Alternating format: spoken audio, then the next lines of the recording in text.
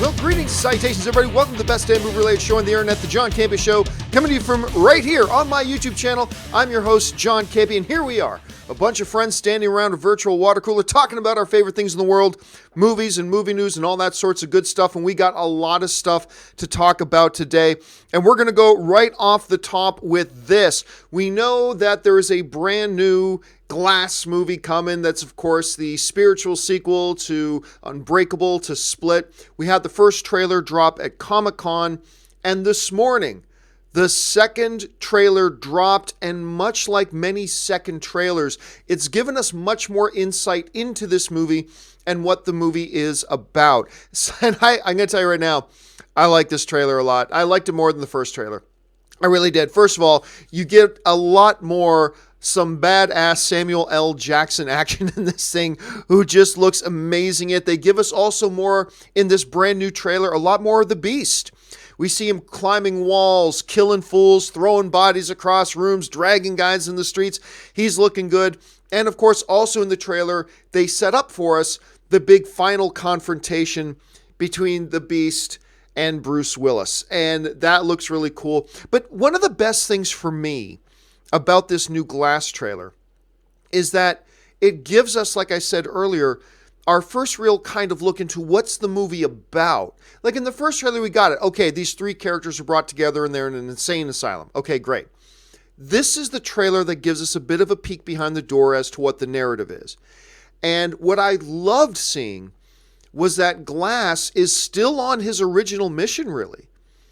Really, his prime motivation is to bring Bruce Willis's character out into the light.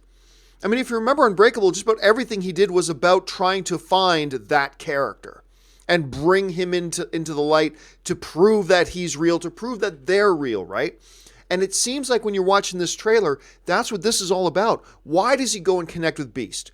Because he's trying to find a physical rival for Bruce Willis, to once again bring Bruce Willis out into the light. And I love that there's that continuity. I love that there's that consistency with the first. Again, we got James is just the way he so easily transfers from one of his personalities to the next is awesome. And what McAvoy does here is something that I think any actor would find really challenging.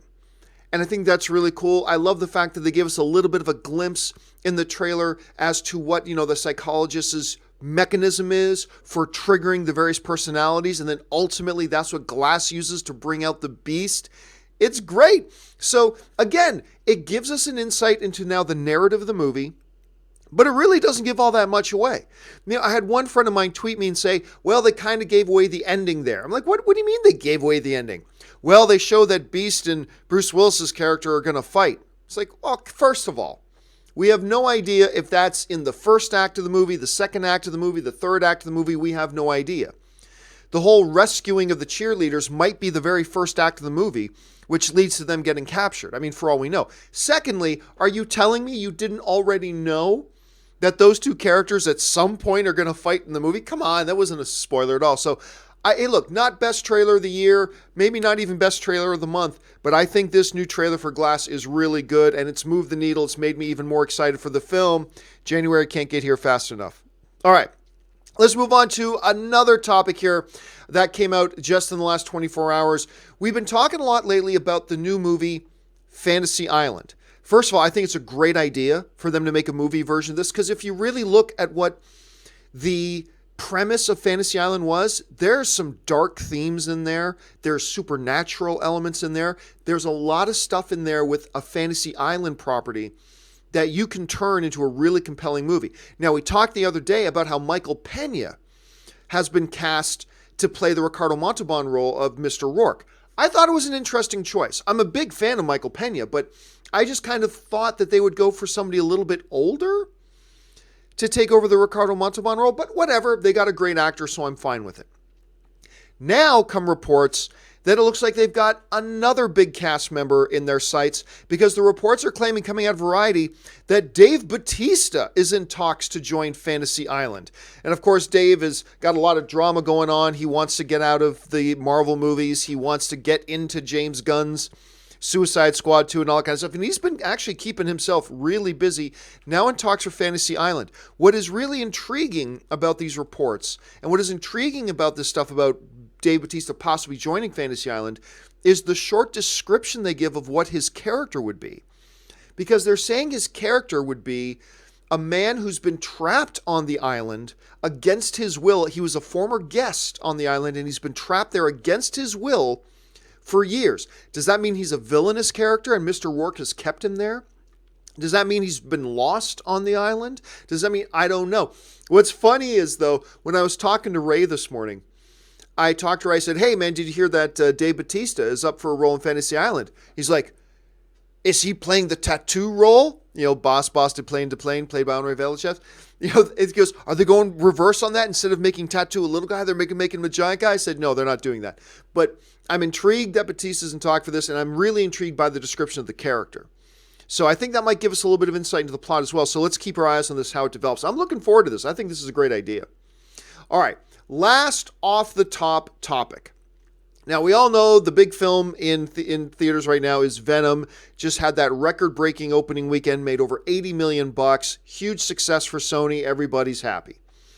So that's gotten everybody to talk about the sequel. Now, I'm about to give away in this story a minor spoiler from Venom that has to do with a post-credit scene. It doesn't even have anything to do with the movie, okay? It has to do with a post-credit scene. If you haven't seen Venom and you don't know what the post-credit scene is and you don't want to know anything, you might want to pause the video here for a while and come back a little bit later. So I'm going to give away a small spoiler from a mid-credit scene, okay? Are we clear? Good. As most of you know, we got Woody Harrelson in the post-credit scene as Cletus Cassidy, who of course becomes Carnage, and then he says in the thing, I'm going to get out of here, and when I do, there's going to be carnage. I didn't actually like the mid-credit scene. I know everybody else loved it. I thought it was sloppy fan service, but whatever, there it is. So clearly, they're heading and pointing towards Carnage in a Venom sequel. That has got a lot of people talking that, well then hell, if you didn't do Venom rated R, you gotta do the sequel rated R if you're gonna have Carnage in it for heaven's. I mean, you can't do a Venom movie with Carnage without it being rated R, right? Well, no. And the producer of Venom, Avi Arad, has come out and basically put that to bed right away. So there's no speculation over the next couple of years. He's come out and saying, nope, Venom sequel with Carnage is going to be rated PG-13. Here's what he had to say. He said, when you hear Venom, forget Venom. When you hear Carnage, the only thing you can think of is R. But if you know his story, if you really know the comics, there is no R here. He's a tortured soul. It's not about what he does, because we never have to show the knife going from here to there and the blood is pouring. What you have to show is, what's the motivation? Was he born like that? Or is it someone we should feel for? Because if you are succeeding to make a villain someone you can feel for, jackpot. I want to go back up to near the top, to the key part here, where he says this.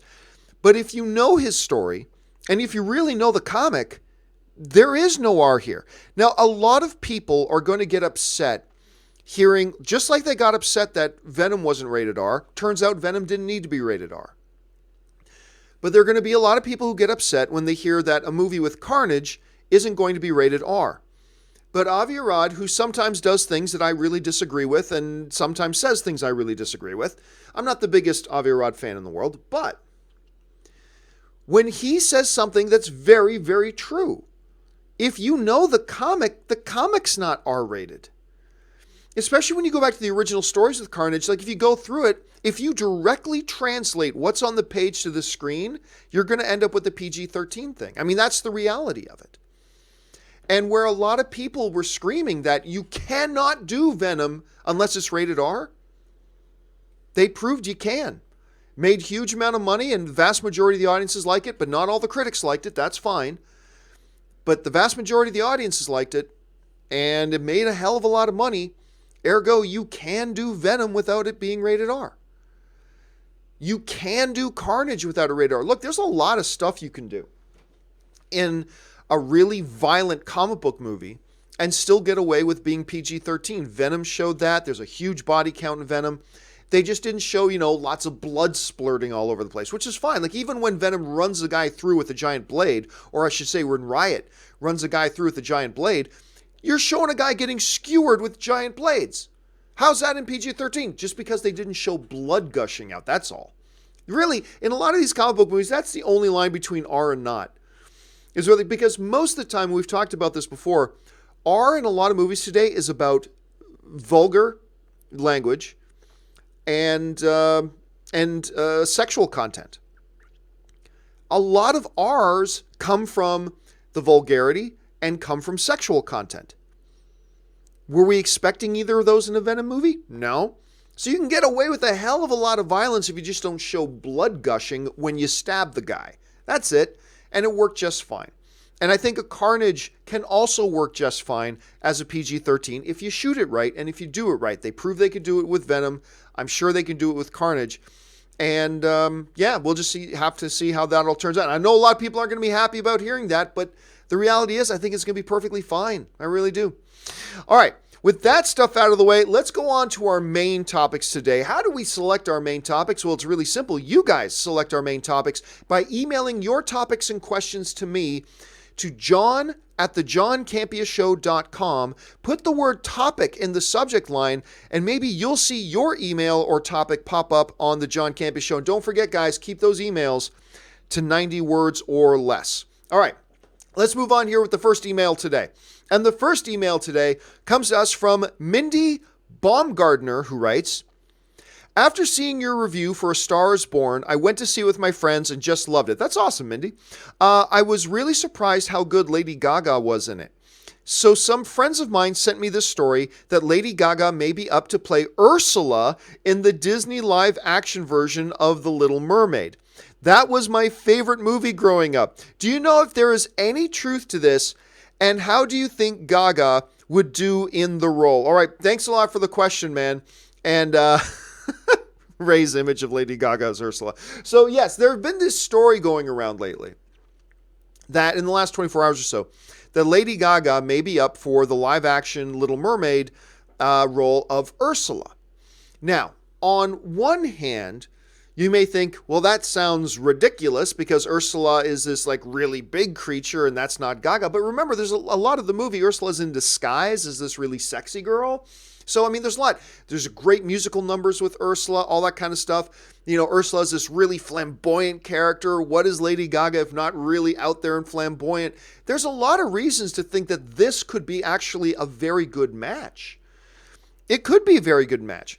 But here's the thing. Before anybody gets too excited about the notion of her playing Ursula in the live-action Little Mermaid, understand where this story came from. It really is just a rumor that didn't come from Variety or Deadline or anything like that. It came from this fan site, the Diz Insider, which is basically a Disney site, and they were running the rumor. And even they themselves claim, they don't claim who a source is, they don't claim anything of that. They just said, hey, this is a rumor that we've heard, that this is happening, blah, blah. Now remember, this is the same site that I guess a number of months ago claimed that Zendaya was going to play the lead role in The Little Mermaid. She was going to play Ariel in The Little Mermaid. And that clearly has not come to fruition, so there's that. So really, this is just something at this point that should be chalked up to a very unsubstantiatable rumor. This is an unsubstantiated rumor coming from an obscure site that doesn't name a source or even the neighborhood the source comes from or anything like that, and they're saying it's just a rumor. So take it as that.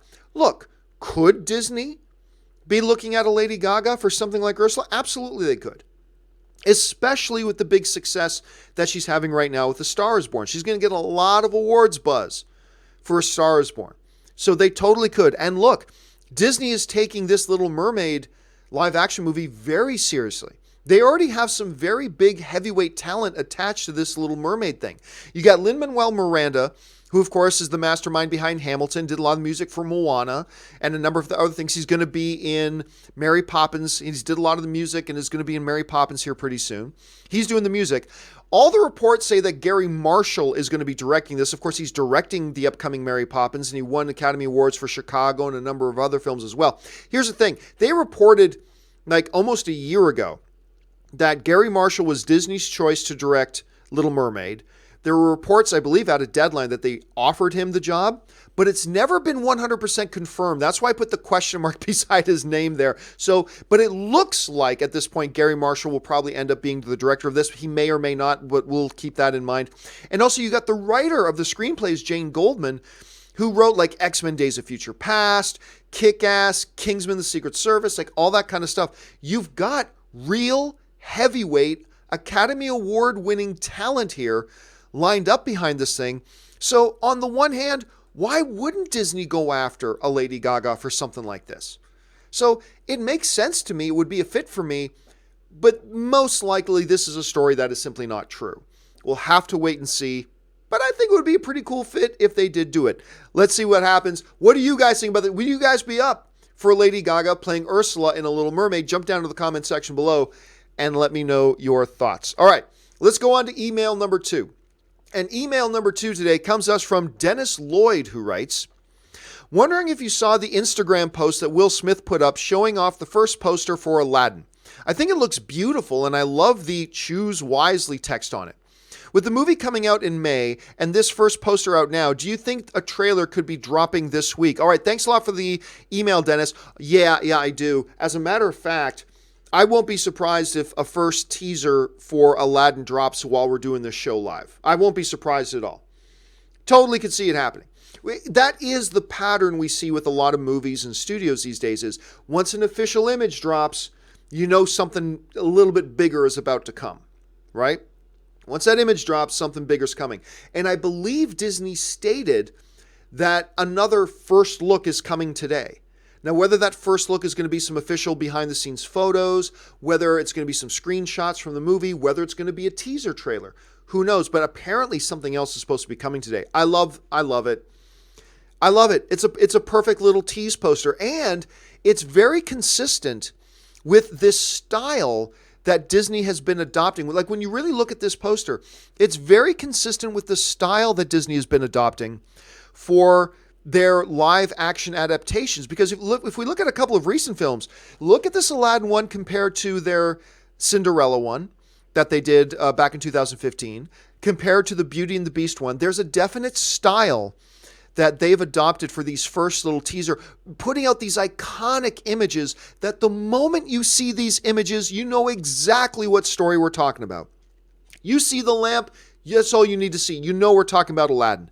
You see that glass slipper, you know what we're talking about. You see the flower, you know what we're talking about. There's something very cool about that. And I actually really like that Disney's kind of been forming this style, this visual signature, if you will, for their first little teaser posters.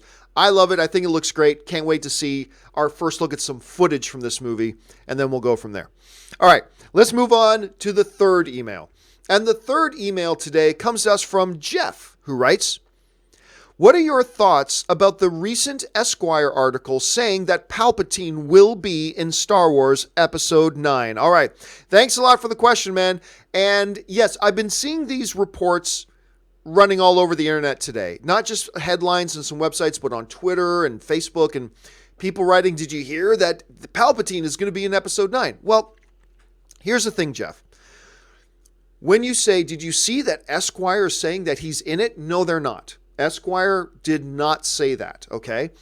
There is an article about it, but it's an article about a rumor and a theory, all right? Esquire is not saying, so I've seen some people running with this. Esquire, which is a pretty reliable, publication, Esquire is saying Palpatine's in it. No, they're not.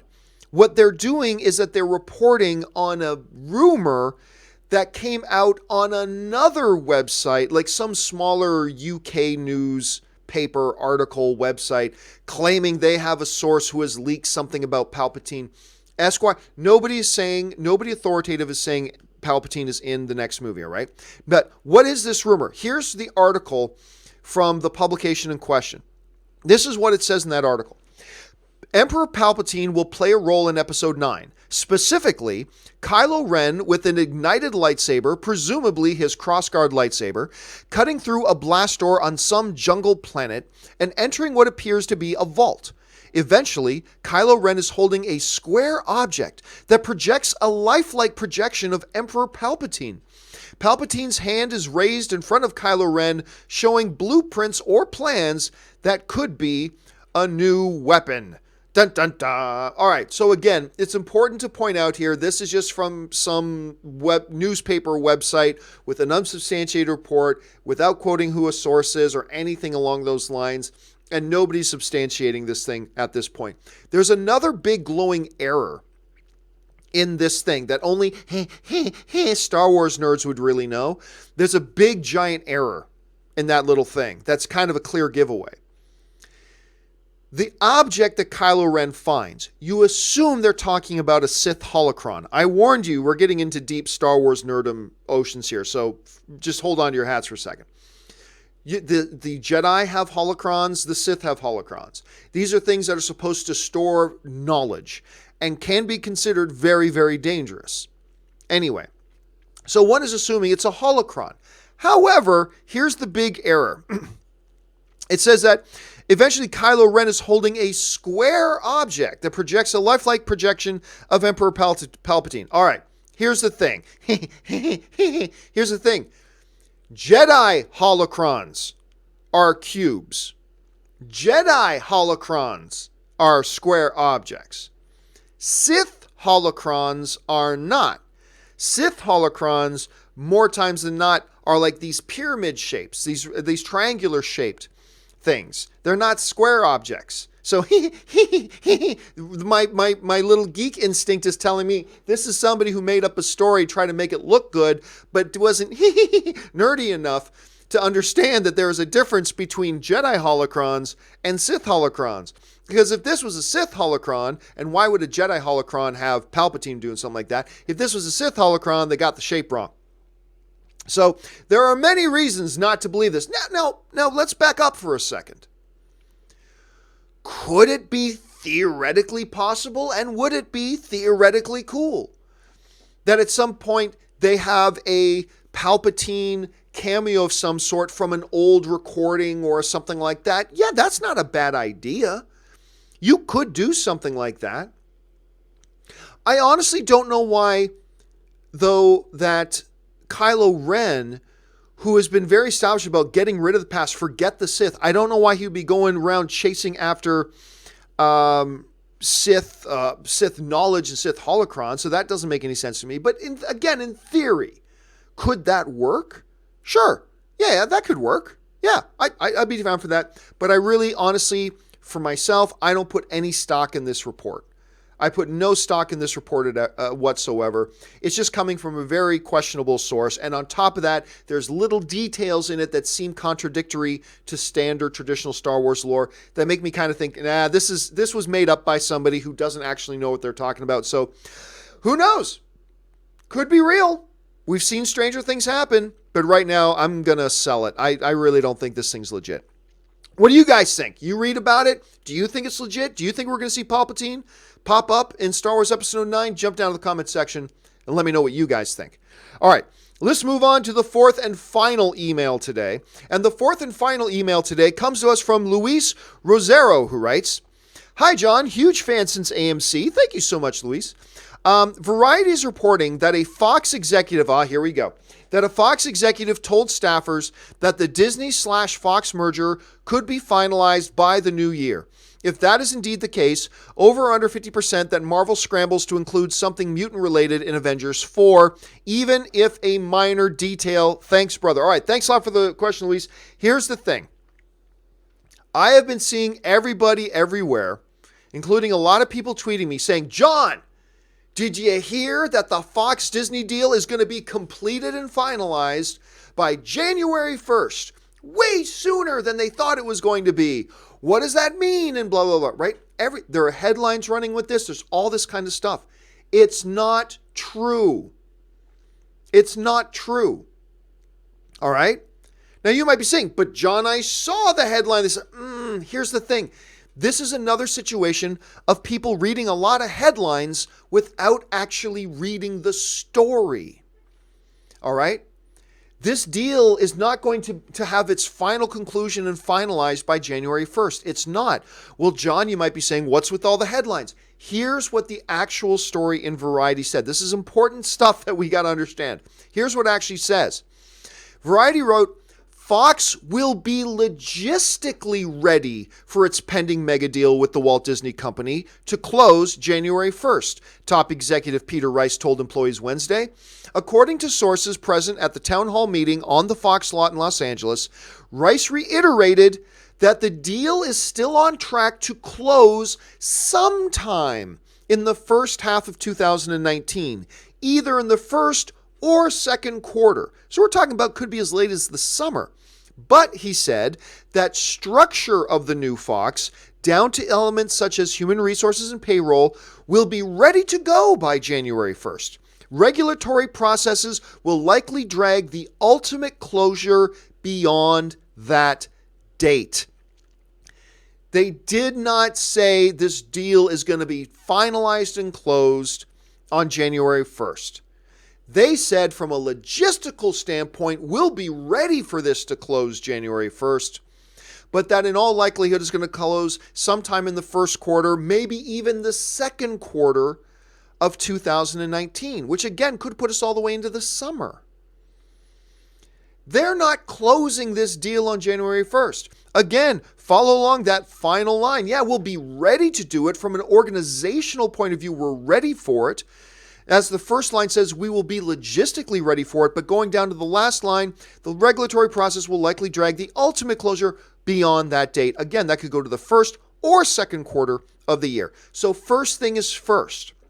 This Disney-Fox deal is not going to be closed January 1st. Everybody's running with that. Everybody's running these headlines. That is not happening.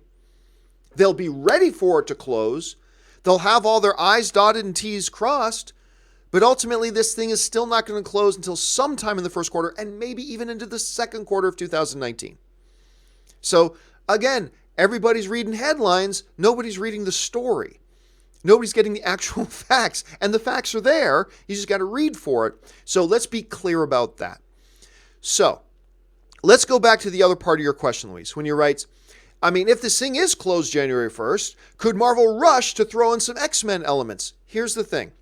Even if, and it's not, but even if this deal was going to be closed January 1st, Kevin Feige's not an idiot. Kevin Feige didn't get the MCU to where they are right now by just being quick, really reactionary. It's like, oh, this is done, quick, let's rush and just throw something in here. But we're not prepared for that. We didn't plan this movie to have X-Men elements. Doesn't matter, quick, throw it in, just throw it in, blah, blah. Kevin Feige didn't make the MCU the big boy on the block in the genre by being trigger happy and reactionary and just rushing to throw whatever random shit comes to mind and just throw it in, throw it in, throw it in. He made the MCU the juggernaut that it is by being calculated, by being prepared, by being proactive instead of reactive. That's how he got the MCU to being where they are. So my point of view is that even if, and it's not, but even if this deal was closing January 1st, do I think Kevin Feige is suddenly going to change into a completely different person, adopt a completely different philosophy, and become a completely different kind of leader just like that, and all of a sudden become super reactionary? It's like, oh, let's just throw things in there. Let's just throw it. No. That's not the way he does things. The MCU is calculated and planned and designed. Man, they know what they're doing long before they do it, and then they stick to it. And yeah, they adapt and move when they have obstacles come in their ways, but they didn't get to where they are by being this, oh, quick, let's throw something in. That's something maybe some other studio that I will not name might do, but that is not something Kevin Feige would do. So, bottom line. Number one, this deal's not going to be closed January 1st, despite the headlines that you're reading. Number two, even if it were, do I think he's going to scramble just to throw in some elements for the hell of it and risk his movie? No way. No way. That's not Kevin Feige. That's not how he does things. So I just can't see it happen. Now, does that mean it's a 100% guarantee that we ain't going to see anything X-related or anything Fantastic Four related in an Avengers 4? No. Stranger things have happened. But I'm going to tell you this. If, and I really highly doubt they will, but if there's some kind of X-Men element or Fantastic Four element in Avengers 4, and I think there's a less than 1% chance of that, but if there is, I guarantee you it'll be something that Feige has planned and architected for a long time. And it won't be a last minute, oh, they're closing the deal early? Let's put something in. It won't be that. It won't be that. Because that's not Kevin Feige. And that's not how they got to where they are. So, fortunately, we're in a great position that we don't have to wait all that long for Avengers 4, so we're going to have our answers pretty damn soon, which is really, either way, this movie's going to be great, and we all can't wait to see it. Thanks a lot for the email, man. I appreciate it. Okay, with all that out of the way, let's take some time now and go and take some of your live questions. You guys have been firing in live questions like mad already, so let's go over and take a look and see what we got. And we are going to start things off with Cody Carroll, who writes, thoughts on Steve Carell's Welcome to Marwen? Well, I mean, I haven't seen the movie yet. I believe it, is that the one that comes out on the 21st? I believe it comes out on the 21st of December, I mean. I think it looks ridiculously original. I think it looks just wildly fresh, very emotional, and is going to really show off Steve Carell. It's going to show off his talent, and I love movies that give him an opportunity to show off his talent, like his other movie coming out about a boy, or a beautiful boy, I should say, with Timothée Chalamet. I think it looks fantastic. I'm very excited for Welcome to Marwen. I haven't seen it, obviously, but those are my thoughts right now. Adam Douglas writes, you're the head of Aladdin marketing. Do you release the first trailer on Good Morning America, on ESPN Monday Night Football, or Kimmel? Which show gets more eyes on your target audience? Well, I don't know. I mean, I don't think I'd release it with Monday Night Football. Star Wars was one thing. I don't know that Aladdin, I don't know that that's your audience. You'll get a lot of eyeballs on it, but I don't know if that's the eyeballs you're looking for. Kimmel, I mean, Aladdin's going to be a very family-friendly thing. Do you debut your trailer late at night? I don't think so. I think if you're giving me only those three options, I go Good Morning America. Because it's out first thing in the morning, everybody can see it, blah, blah, blah, people can get excited through the day. Again, because I think it's going to be targeting a lot of families and a lot of kids, why debut it when most of the families are in bed? You know what I'm saying? Or with something like a Monday Night Football, which isn't necessarily your demographic per se. So yeah, if you're giving me the choice, I think I would debut it with Good Morning America. Adamus95 writes, after the Fox deal is set and done, does it mean Disney will effectively own Alien and Predator? And if so, when can we expect Pixar's Alien? Well, I don't think we'll ever see a Pixar Alien. It's a good question. You know what? Here's the funny thing. The whole Alien and Predator thing with the Fox Disney merger has come up before. And I remember I wanted to look into this. I actually don't know who owns the rights to those. Like, it very well could be Fox. I mean, that very well could be the case. But, I mean, many times, just because a movie comes out with a studio doesn't mean that studio owns the rights to those movies, right? It could be another production company that owns the rights. So I just don't know. And I meant to look that up before. And I remember telling myself, I got to look that up. And I never looked that up. Let's go for it with the assumption for a second that they are indeed owned by Fox. I don't know what Disney does with them, especially since both of those IPs are in slumps right now. I mean, and that's being generous. These IPs are in slumps right now. So I don't even know if Disney does anything with them, to be honest with you. Maybe I'm wrong. Maybe they got some great ideas, but I don't know. Even if these properties do belong to Fox and now they transfer over to Disney, I don't know that if you're an Alien or Predator fan, you should be all excited about a big resurgence of them, because I don't know if Disney will actually do anything with them, because these are not exactly hot properties right now. I was so excited about this latest Predator movie, man. I was sure that movie was going to be great. You had an awesome director on board in Shane Black. I mean, what he did with Kiss Kiss Bang Bang, not Kiss Kiss Gang Bang, Kiss Kiss Bang Bang. What he totally did with the Nice Guys. Nice Guys is one of the best movies of the past number of years. I love that movie. I was so expecting great things out of Predator, and it sucked. So I don't know that we're going to see anything. Does this film hold up? Writes Digstown. So I'm assuming you're asking if Digstown holds up. Man, it's been a long... What was that, like 1992? 1991? 1993? Something like that? For those of you who don't know what he's talking about, Digstown is this old movie. This is a great little movie with James Woods and Lou Gossett Jr. And I believe Heather Graham was in it too. Anyway, it's a wonderful little movie. But in asking, does it hold up? I can only answer that question if I've watched it again recently. And I haven't. I haven't seen Digstown in like maybe 15 years. It's been a long time since I've seen Digstown. So I don't know. I can't answer if it holds up unless I've seen it recently, and I haven't seen it recently. All I know is that I really enjoyed it when I saw it. That's all I know. I know I really enjoyed it when I saw it, but as far as whether or not it holds up, I can't think of it unless I see it again. Ben Hayusa writes, thoughts on people watching movies on Fire Stick? Are you talking about the Amazon Fire Stick? Isn't watching movies and TV shows and things, isn't that what Fire Stick is for? I mean, I don't have a Fire Stick. I have a couple of Rokus. I use Roku, and I don't know. Are you talking about being cable cutters? Anyway, I'm not quite sure what you're asking, Ben. Let's see. ZOMG Ruler writes, can a future Justice League movie still have billion-dollar potential? Absolutely. Absolutely. First of all, any major comic book film has potential. Some bigger potential, some smaller potential. Look, Captain Marvel has potential to be a billion-dollar film. I don't think it will be, but it's got potential. Spider-Man Far From Home has potential to be a billion-dollar film. I don't think it will be, but it has potential to be. A Justice League movie? Absolutely. Here's the thing. The first Justice League movie should have made $1 billion in its sleep. In its sleep, it should have made $1 billion. The fact that it did not, the fact that a Justice League movie... Now look, I've said this before, I will say it again. $650 million is a number at the box office most directors and producers would kill to make.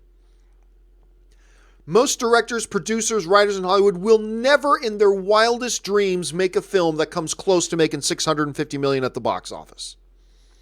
$650 million is a big number. Let's not lose sight of that.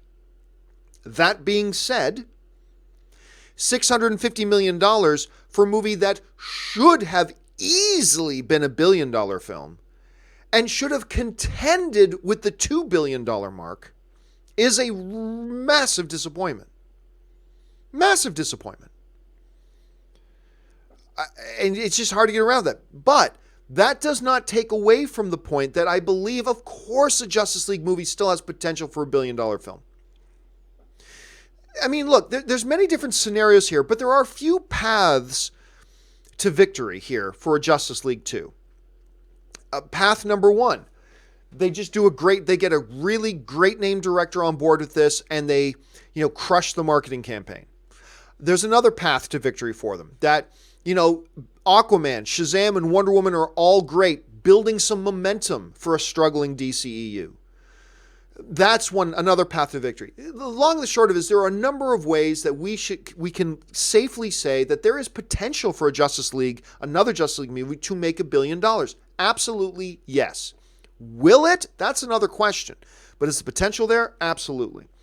Ben Hayusa writes, since we got our first Aladdin poster, we should be getting a trailer soon, which I heard may drop later today. Looking forward to it. I love Aladdin. And again, there might even be...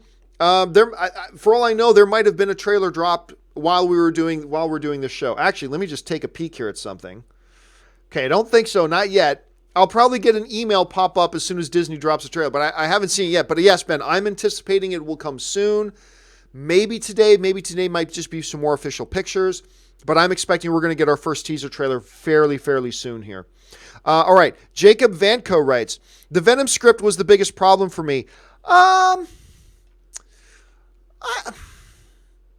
don't know. I certainly don't think that's unfair to say. I don't think that's unfair. The script was certainly not the strong point of the movie. And, you know, again, my biggest problem with the movie is a really lackluster first act that made the film drag a lot. Very uncompelling antagonist. The number of issues. The heartbeat of the film, though, that makes it work for me is Eddie and Venom. That's what makes the film work. How much of that can be attributed to the script, how much of that can be attributed to the director and the dynamic of the performer, who knows? But I don't think it's an unfair thing to say that a script is the problem. MuseTac Reviews writes, John, sit down with Anne and watch About Time, the Rachel McAdams and Donald Gleason film. It will make you cry, I swear. Absolutely recommend it. Trust me, mate. I'm also hard to make cry. Yeah, people have been talking about Time. I believe it's a 2013 film. Rachel McAdams, good Canadian girl. I still can't remember why I didn't go see that when it was out. I never saw that when it was out. But I've had a couple people also write me on Twitter about that movie that I need to go see it. So I will sit down sometime in the next few weeks and watch this film. I'm Upset writes, what's more likely, a Rick and Morty movie or a Community movie? Rick and Morty. Community, everybody talks really great about Community. My wife loves Community, all that kind of stuff. But nobody's really got anything going on except for Donald Glover. Could you get him back? I don't know that you could. Can you do it without Donald Glover? I don't know that you can. Is there really a demand for it? I don't know that there is as much as some people think there is. So I would say if I had to put money on one of the two of them getting a feature film, the most likely to me would probably be a Rick and Morty one. Ben Rayner writes, if Lady Gaga gets nominated, would they use the name Lady Gaga or her birth name? They'll use whatever name she chooses. It'll be up to her. They're not going to go against what she chooses to be known as. If she chooses to be known as, like I know a lot of people refer to her as Stephanie on the red carpet, which is her real name. I mean, a lot of her castmates would say Stephanie did this and blah, blah, blah, but it's really not up to the Oscars. It's up to her. How does she wish to be referred to as? And if she wants to be known as Lady Gaga at the Academy Awards, it'll be Lady Gaga. I'm going to guess she's going to go Lady Gaga. I do. I think she should go with her real name at it, but I think she's going to go Gaga. DC Patience writes, Aladdin footage at CinemaCon. Have you heard about the crappy blue rig and practical effects for Will Smith's genie? Heard he looked dumb. I did not hear that. I heard that people generally liked the Aladdin stuff they saw. I'm not saying you didn't hear that. Obviously, you heard that from somewhere. I'm just saying I didn't hear that personally. So I didn't hear that myself. But we'll know soon enough. I mean, like with that poster coming out now, we're going to see some footage here and some pictures soon. So we're going to get our first look. Everybody's waiting to see what Will Smith's going to look like as a genie. Everybody's waiting to see this. So we won't have to wait much longer, DC, to find that out for sure. Orange Hand writes, how does First Man portray Buzz Aldrin? As a little bit of a dick. Buzz Aldrin's portrayed as he's portrayed as a hero, but also as a little bit of a dick a number of times throughout the film. I'm not going to lie. He was not portrayed in the most flattering light in the movie. Which, when I read that Buzz Aldrich says they should have shown the flag planting scene in the movie, I read that after I saw the movie. I'm like, he's just sour for the way they portrayed him in the movie, to be honest with you. But anyway, yeah, they portray him as a little bit of a dick. Ultimately, one of the big heroes, but also as a little bit of a dick. MuseTac Reviews writes, thoughts on Flash Season 5 premiere? I hated it. I have not. It's funny. I've heard from some other people that they liked it. I haven't seen it yet. I've just been way too busy. I have not had time to do anything. So yeah, no, haven't had a chance to watch it yet. I haven't watched the new Black Lightning. I haven't watched the season premiere of a lot of the shows that I watch. And I'm not even going to get to watch Supernatural for a few days. So still haven't seen it yet. History Soup writes, crossover is Elseworld, so not in continuity. I don't know what you're asking, History. Sorry about that. Taki75 writes, thoughts on Run Lola Run? Tickware, great film in my opinion. It's the movie that made bright red hair cool. I love Run Lola Run. It's great. I mean, I don't know what else to say about it. It's a great, exciting thriller of a movie that, again, made red hair really cool and really sexy. I'm Upset writes, over under 15%, other secondary Fast and Furious characters appear in Hobbs and Shaw. Tyrese, maybe? Tyrese with The Rock?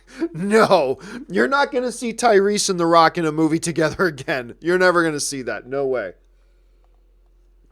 Not with all the drama that's gone on between them. So no, other secondary characters, totally possible. Yeah. I'll take over 15%. Yeah, that's a low number, man. I'll easily take over 15% on that. Let's see. Leo Milmet writes, some guy walked into a theater lobby I was in a Venom mask and all black and looked like he tried to scare the employees. I was horrified. It's funny. A lot of these places, you're not allowed to wear masks anymore. Like when you go to theaters and things like that, you're not allowed to have your face covered, which I believe is a good rule. I think that's a good rule. So I'm surprised they didn't instantly get security and throw the guy out. That's kind of weird. Kara Black writes, what's the most over-the-top death you've ever seen in a film? Oh, I don't know. That's something, Kara, I would have to sit down and think about. I don't know. I'd have to think about that. It's not something I keep on the top of my head. It's an interesting question, but again, it's not something I keep off the top of my head. Aviator 986 writes, Marvel, how much for the Venom rights? Sony, not for sale. Critics score 31%, audience score 89%. Marvel, oh, I'm going to get those rights. Now they're not. Sony ain't giving them up. No way they're giving them up. And some might say, but they gave up the Spider-Man rights. No, they didn't. Sony still has the Spider-Man rights. Spider-Man still belongs to them. They're not giving them up. Not with this $80 million opening weekend thing. They ain't giving them up. Not a chance. And the fact that the audiences actually liked it, no way they're giving that up. Aaron S. Eli writes, insert show, movie, time, year here, then answer. I don't know what you're asking. Then insert scene, quote, lighting, then sleep. Again, Aaron, I'm sure that was clever in your head, but I have no idea what you're trying to reference. Sorry, man. I'm Upset writes, chances on another hot tub time machine, low, slim, very, very slim. I am a big fan of the first hot tub time machine. I love the first hot tub time machine. And I even really, there are things I like about hot tub time machine 2.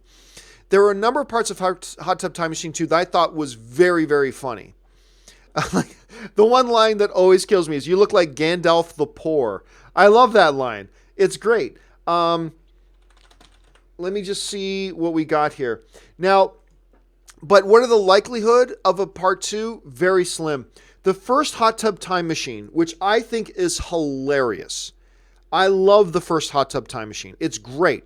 It made $64 million. $64 million, which isn't huge, but for a little comedy like that, not bad. Hot Tub Time Machine 2 took a massive nosedive, like a 70% nosedive, and only made $13 million. First Hot Tub Time Machine, $64 million. Second one, which took maybe a 75% dive or more, makes $13 million. Is a studio going to make a Hot Tub Time Machine 3? No way. The only way a Hot Tub Time Machine 3 gets made, if it's made for $1 million and it's all new cast, maybe you get one of the cast members to come back and it's really cheap, low budget, and goes straight to video. That's the only way I can see that happening. But a theatrical released major motion picture, Hot Tub Time Machine 3, extremely unlikely. Murray Reich writes, what type of Cinemia plan do you have? My Cinemia plan is the 3 movies a month with me and a guest. So that's 6 tickets. So me and a guest, 3 movies a month for $30 a month. So that's the Cinemia plan I had. I don't use it very much because now I got my AMC A-list, but I still use it when I'm not around an AMC theater. So there's that. Odai Aliamani writes, hey, Campea, I love you. Keep up the good work. Well, thank you so much, Adai. I really appreciate that, man. Paul Baranick writes, I just hope JJ doesn't try reversing all the consequences of The Last Jedi. Some liked it, some hated it, but it happened, so it's canon. I feel the same way about prequel stuff. I hate prequels, but you cannot retcon prequel stuff. I hate the prequels, but I will stand and defend them because they happened and they're canon, and I believe in canon. So some people get in these discussions with me and say, well, John, why don't you want them to change this from the prequels? You hate the prequels. Yes, I hate the prequels, but they're canon. You can't touch them. I may not like what happened, but it's what happened. I may not like those installments of the Star Wars saga, but they are installments of the Star Wars saga. They happened, they're real, they're canon, therefore, hands off. And I feel the same way about The Last Jedi. I mean, first of all, I like The Last Jedi. I think they did some really bold things in the film. There's a number of things about The Last Jedi I did not care for, but overall I enjoyed the film. But yeah, you can't, unless it's something that has a lot of ambiguity to it, that's fair game to change up. But like Rey's parentage, don't touch that.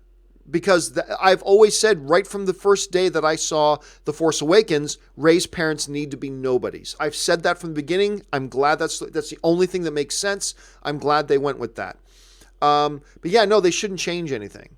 They shouldn't retcon anything from The Last Jedi. Not at all. Like, if you want to explore more about Snoke's background, fine, do that. That's not contradicting anything that happened in The Last Jedi. But other than that, nope, I will defend The Last Jedi as canon like I defend the prequels as canon. It happened, it's canon, leave it alone. Move on now. Let's see. Angel Chang writes, did you see the trailer for Vice starring Bradley Cooper? Yeah, we talked about it on the show the other day. Did you see the trailer for Vice starring Bradley Cooper as Dick Cheney and Steve Carell as President Bush? Steve Carell wasn't President Bush. That was Sam Rockwell was President Bush. Steve Carell was Rumsfeld. I believe he plays Donald Rumsfeld. Looks nice, but missed opportunity to call it Dick and Bush. No, that would just be dumb. That would just be dumb. The trailer looks amazing. And I think the dynamic between Sam Rockwell as President Bush and Christian Bale as Dick Cheney. And you put in Bradley Cooper as Dick Cheney. No, it's Christian Bale as Dick Cheney. And Steve Carell plays President Rumsfeld. So did you see, I got to ask you, Angel, did you see the trailer for Vice? Because you're getting those all mixed up. Murray Reich writes, I have a parasite. A parasite, apologize. Some people did not like that line. I loved it. To me, it gave a lot of life and character to the relationship between Eddie and Venom. And I personally got a kick out of it. Jacob Silvers writes, I'm a little worried for Glass because it's coming out in January. Oh, don't let that bother you at all. Don't be worried about that at all. But Shamhammer made Split last year, and it was one of the best movies in the month of January. So who knows? Maybe you can pull off another big hit. Remember, what month you release your movie in will not affect your movie, except for maybe box office. But yeah, it worked with Split. It's fine. You can put great movies in January. So I wouldn't be worried. Look, if you're going to be worried about it, be worried about it because M. Night does not have the best track record. But he's on a little bit of a roll. Between The Visit and Split, he's on a bit of a roll. So let's see what he does with this. I'm excited for the film, man. And I think the first trailer was solid. I think the second trailer was even better. I love the way James McAvoy's coming across. I love the way Samuel Jackson's coming across. I'm getting excited for this movie, man. I'm getting really excited. And the fact that it's coming out in January should in no way discourage you.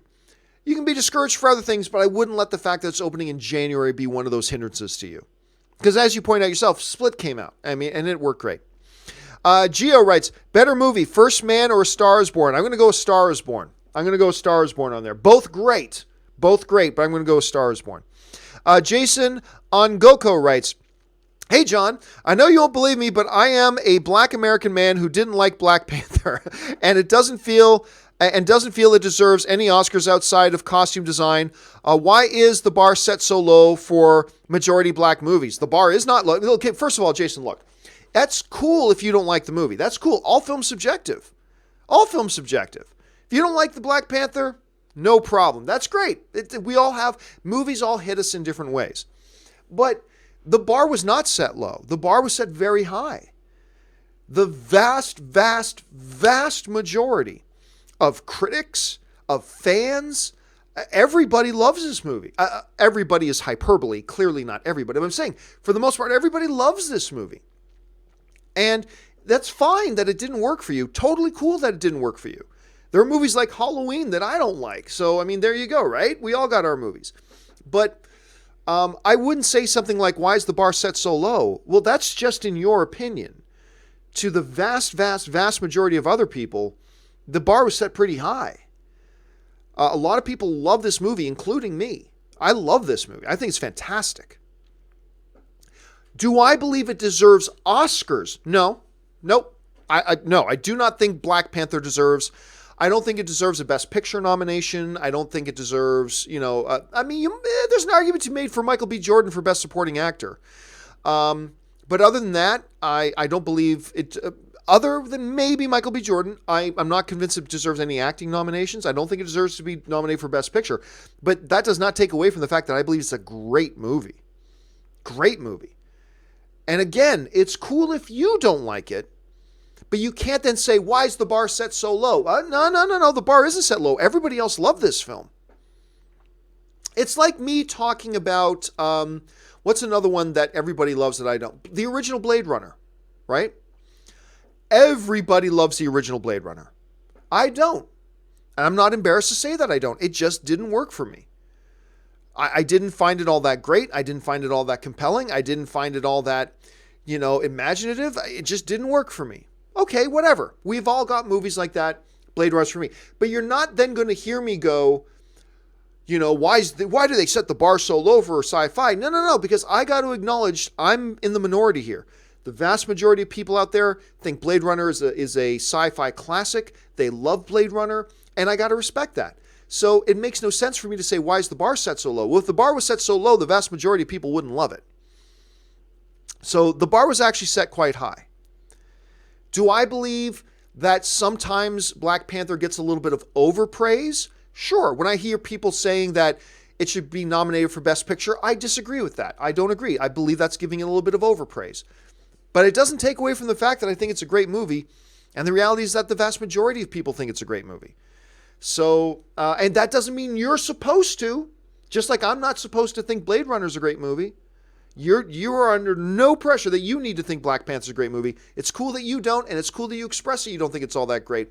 But I would hesitate to start saying things like, why is the bar set so low? Well, clearly it's not, because everybody else loves it. So, got to be able to weigh those things out a little bit, Jason. Jacob Silvers writes, did you watch Flash Season 5 premiere yet? Well, I already answered that, so no, I haven't seen it yet. Steve the Mixologist writes, hey, John, what thoughts do you have about the issue between Cat Williams and Tiffany Haddish? Several people have asked me. I do not talk about celebrity jibbity gossip. I don't talk about that crap unless it directly affects a movie. Unless it has a direct impact on a film being made. I don't have any thoughts on it. I don't care about it. I'm not into celebrity gossip stuff. Westman Arts writes, did you see the leaked Avengers 4 toys? Thor and Rocket, an all-white costume, and it looks pretty cool. Do you have any ideas on the Avengers 4 title? I have no ideas on the Avengers 4 title. It could be The Last Avenger. It could be Avengers Assemble. It could be a lot of different things. Ultimately, it doesn't matter what the title is. It doesn't matter. You could call the movies Avengers, Look at My Hairy Ass. That's what you could call it. Avengers, Look at My Hairy Ass. And it won't affect the movie at all. It will have no impact on how good or bad the movie is. So I really don't get all that excited about titles, nor do I care all that much about titles. Like when a good title comes out, I go, hey, yeah, good title. Good title. But I mean, ultimately, I don't care. It doesn't matter if the title's good or if the title's complete ass. It doesn't matter. It will not affect how good or bad the movie is in any way, shape, or form. So generally, I don't care. Jesse Martin writes, what's good, John? You my guy, bro. Thank you so much, Jesse. Congrats on the big studio upgrade. Yeah, if I ever get moved into it. Did you watch The Sisters Brothers? Pretty good, but now I'm just super excited to play Red Dead Redemption 2. What did you think? I have not seen it yet. I haven't had an opportunity to see it. I don't even know exactly where around me it's playing. So I am really desperate to see this movie. I really want to see it, but I have not had the opportunity to see it yet. I know it opened very, very limited release. So, I mean, hopefully I'll get a chance to see it soon, but I am dying to see it, man. And I am also dying to try Red Dead Redemption 2. I am with you, man. I am so down to play this game. I cannot wait to get my hands on it. Let's see. ONIFC Stu123 writes, thoughts on season 13 Supernatural finale fight, season 14 today. Yeah, the big fight between Lucifer and a Michael-infused Dean. Little underwhelming. I thought it was a great final scene, but the actual fight, because you got a Nephilim there, you've got the Archangel Michael, you got Dean Winchester, and you got Lucifer. I expected something a little bit more. It was still a great episode, and the scene itself was great. But as far as the actual, the fight itself, underwhelming. The fight was underwhelming. They could have done better. They should have done better. But yeah, I was a little bit underwhelmed. But I cannot wait to jump on board and start watching season 14. Pool of Dead writes, hope Avengers 4 happens years after so we can see the aftermath of the snap. I like the idea of Avengers trying to fix it for years, not just taking a week. Oh, I agree. But you know what?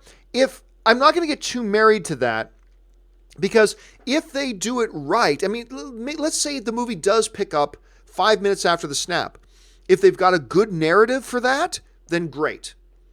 But yes, I'm with you, Pool of Dead. Off the top of my head, if I were to choose, I would say I'd like it to start maybe 3 years later. 2 years later, 3 years later, and they've been working the problem for years. That's what I would pick.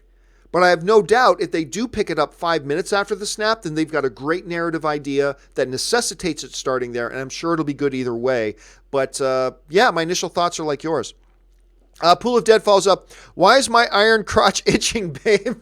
That, of course, is going back to the show the other day. Something great leading to something not so great. That was the best sex I ever had last night. Why is my crotch itchy? Corbin C. writes, hey, John. Hi, Corbin. How you doing, man? TJ Thomas writes, kiss, kiss, gang, bang might be why you're... That's now mixing the metaphors right there. Kiss, kiss, gang, bang might be why your crotch was itching. Well done, TJ. Well played, sir. Well played. Michael at Chapman writes, do you think that Bradley Cooper could be offered the Batman role in exchange for the same directorial privileges that Affleck was supposed to get? Well, look. Bradley Cooper is one of the hottest names in Hollywood. He's a true A-list performer right now. Bradley Cooper is a true bona fide A-list actor right now. Could he be offered Batman? Oh, I'm sure he could. Why not? Why wouldn't you want one of the hottest actors in Hollywood and who may even get an Academy Award nomination for his performance in A Star is Born? If he did, I think that'll be like his 4th or 5th nomination. I mean, the guy's just racking up the nominations. In exchange, I don't know. Look, first of all, they've got Matt Reeves on. So Matt Reeves is there. One of the things that excited me so much about a Ben Affleck directing, number one, Ben Affleck has a much longer resume than Bradley Cooper does as a director. And on top of that, on top of having an Academy level list, remember the film Ben Affleck director won Best Picture at the Academy Awards. So on top of having this incredible resume of directorial work, he's also a lifelong Batman fanatic who knows everything about Batman. I don't know. Again, it's we as movie fans tend to want to hop on whatever the hottest thing at the moment is. I don't know that I'd be thrilled with a Bradley Cooper directing Batman. I just don't know. I don't know that he has any passion for the property. And he did a great job with A Star is Born. Great job. But it was one movie. I'd like to see him build up a little bit of a resume, to be honest with you. So, I mean, is it possible? Could be, but it's a little bit of fanning out a little bit. There's a little bit of fan baiting there. I wouldn't do it, but who knows? Anything is possible. Last two questions of the day, guys. Apparently, Turner owns the rights to broadcast the Star Wars movies until 2024. How will this impact Disney's streaming service that launches in 2019? No idea. I mean, obviously, you've looked into it a little bit more than I have. It all depends on the nature of those rights, but I've also heard that Disney's engaging trying to get some of those rights back. So there may be a purchase, there may be something going on there, so we'll just have to wait and see. We won't have to wait for long because it's coming up quick. Final question. MW77 writes, Ang Lee's Hulk fits the MCU story-wise. Does it? Does it? I'm not convinced it does. It's been a while since I've seen the Ang Lee Hulk film with the Hulk dogs and Phantom Nick Nolte. Yeah, been a while. I don't know that it does. I'd have to think about that. I'd have to ponder. I'd have to watch the film again to see if it does. I'm not really sure that it does. But hey, if you've seen it more recently than I have, MW77, you would know better than me. All right, guys. That will do it for today's installment of the John Campea Show. Thank you so much for being here, guys. Don't forget, we'll be back again tomorrow morning at the John Campea Show, right here at 9 a.m. Pacific Standard Time. Make sure you come back and join us for that. Hey, guys, listen, if you're somebody who watches this show and you enjoy watching my programming, do me a favor. Jump on over to www.patreon.com/John Campea. Find out, hey, what does it mean to be a Patreon supporter? Why is it important to become a Patreon supporter? And hey, what kind of perks are there for being a Patreon supporter? There are perks like audio only. People constantly writing me, John, how can I get a podcast of your shows? Podcasts are available for our Patreon supporters. We got an exclusive Facebook group. We just do some behind the scenes stuff. I always let my Patreon supporters know about things that are happening on the channel before I let anybody else know. So there's some perks. So just go check out the page, get the information, and then maybe you'll want to become a Patreon supporter too. If you do, awesome. And if not, totally fine. I'm just happy that you're here being a film fan with us. All right, guys, that will do it for me for now. Thanks so much for joining us. My name's John Campea, and until the next video, bye-bye.